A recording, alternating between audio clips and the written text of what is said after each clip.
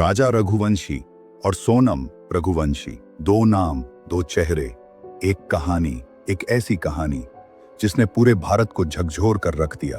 क्या इंसानियत अब भी जिंदा है या फिर विश्वास सिर्फ एक छलावा है?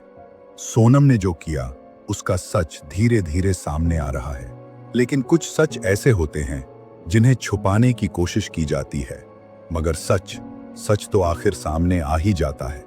आज हम आपके सामने ला रहे हैं उस रात का सच।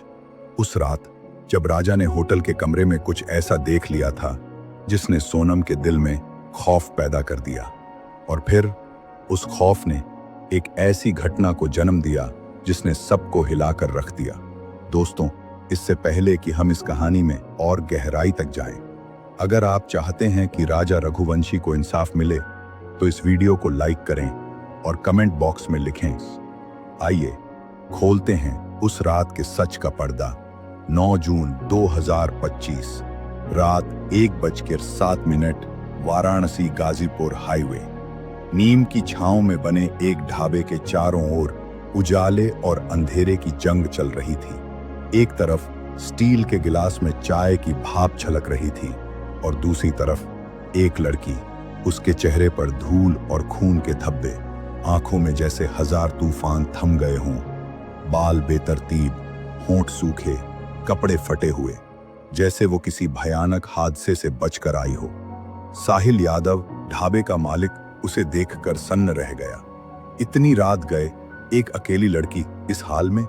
भाई, बस एक फोन, एक कॉल। उसकी आवाज कांप रही थी जैसे किसी ने उसकी सांसें चुरा ली हों। साहिल ने बिना सवाल किए अपना मोबाइल आगे बढ़ाया। लड़की ने कांपते हाथों से फोन लिया और एक नंबर डायल किया। भाई, मैं सोनम बोल रही हूं। फोन पर सन्नाटा छा गया। फिर दूसरी तरफ से सिर्फ एक चीख सुनाई दी। सोनम, तू जिंदा है? ये वही सोनम रघुवंशी थी जिसके नाम पर पिछले 15 दिन से पुलिस, मीडिया और पूरा शहर पागल हो रहा था, जिसकी शादी को महज 12 दिन हुए थे और जिसके पति राजा रघुवंशी की लाश 2 जून को मेघालय की एक गहरी खाई में मिली थी। साहिल ने इशारे से अपने एक लड़के को बाइक पर पुलिस चौकी भेजा। किसी बड़ी मुसीबत की आहट है, उसने मन ही मन सोचा। 15 मिनट बाद पुलिस की जीप ढाबे पर आ पहुंची। दरोगा जगदीश पटेल ने लड़की को देखते ही पहचान लिया। ये वही है सोनम रघुवंशी। तुम मेघालय से यहां तक कैसे पहुंची? सोनम ने धीरे से टूटी आवाज में कहा। मैं भागी नहीं थी, मुझे भगाया गया और फिर छोड़ दिया गया। किसने? उसने सिर्फ एक नाम लिया, आकाश। केस गहराता हुआ। अब यह केस और गहरा हो गया था। पुलिस ने तुरंत गाजीपुर के एसपी को रिपोर्ट भेजी। कुछ ही घंटों में मामला मेघालय पुलिस के हाथों में था। सुबह 5 बजे गाजीपुर थाने में सोनम चुपचाप बैठी थी। उसकी आंखों में डर नहीं था, बस एक अजीब सी ठंडक, जैसे उसे पता हो कि अब जो होगा वो पहले से तय है। तुम्हारे पति की लाश मिली है सोनम, और तुम्हारा नाम इस कत्ल में शामिल है। तुम कह रही हो कि आकाश ने तुम्हें भगाया, लेकिन सबूत कुछ और कह रहे हैं। सोनम ने पहली बार सीधे देखा। वो हंसी, धीमी, तीखी और बर्फ सी सर्द। आपको जो समझना है समझिए, लेकिन सच्चाई वही है जो मैं बताऊंगी। उधर मेघालय पुलिस ने आकाश, विशाल, आनंद और राज कुशवाहा को पकड़ लिया था, मगर राज कुशवाहा खामोश था। उसने एक भी शब्द नहीं बोला। लेकिन विशाल ने एक बात कही जिसने सबको हिलाकर रख दिया। हमें लगा सोनम मारी गई थी, इसलिए हमने उसे रास्ते से हटा दिया, लेकिन फिर वो खुद भाग गई। मतलब, क्या सोनम इस पूरी साजिश की मास्टरमाइंड थी, या फिर वो खुद एक शिकार बन गई थी? सोनम का मोबाइल जब्त किया। उसमें एक चैट थी, लोकेशन भेज रही हूँ, जैसे तय किया था। उसके पास चैन है, उसे भी ले लेना। लेकिन उसी चैट में 24 मई को एक और मैसेज था। तुमने मुझे भी धोखा दिया राज। मैं नहीं जानती थी कि तुम मेरे बाद किसी और से भी। और यहीं डाटा कट गया। अब नया सवाल, क्या सोनम ने सिर्फ राजा रघुवंशी को नहीं, बल्कि खुद को भी एक गहरे धोखे में डुबो दिया था? घना जंगल, ठंडी हवा और वो खामोशी जिसे कोई समझ नहीं पाया। इसी खामोशी में एक चीख डूबी थी जिसे किसी ने सुना ही नहीं।